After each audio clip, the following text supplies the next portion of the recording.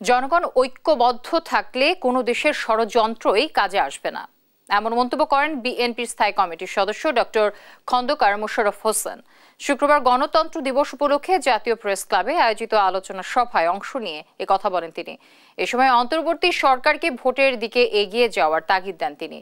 পতিত স্বৈরাচার দেশ ছেড়ে পালিয়ে গিয়ে অন্য দেশে অবৈধভাবে অবস্থান নিয়ে বাংলাদেশের বিরুদ্ধে ষড়যন্ত্র করছে, বিভেদ তৈরির চেষ্টা করছে বলেও অভিযোগ করেন ডক্টর খন্দকার মোশাররফ হোসেন। সংস্কার করে একটি গ্রহণযোগ্য নির্বাচন দিয়ে বিদায় নেবে এমনই প্রেক্ষিতেই অন্তর্বর্তী সরকারকে সবাই সমর্থন দিচ্ছে বলেও মন্তব্য করেন বিএনপির এই নীতি নির্ধারক। আজকে ভারত থেকে শুরু করে আমাদের এখানের কিছু এই সিম্পল সম্প্রদায়ের কিছু লোক কেন এই ধরনের একটা সমস্যা সৃষ্টি করছে, সারা বিশ্বে বাংলাদেশের বদনাম করছে, আমাদের মানহানি করছে।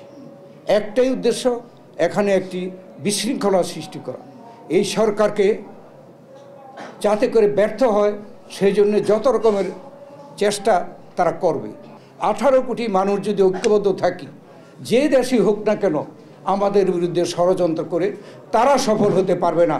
জনগণের উপরে আমাদের সকল আস্থা রেখে ঐক্যবদ্ধভাবে আমাদের এই যে সরকার যে সংস্কারগুলো করতে চাচ্ছে সেগুলো দ্রুত শেষ করে আমাদেরকে নির্বাচনের দিকে যেতে হবে।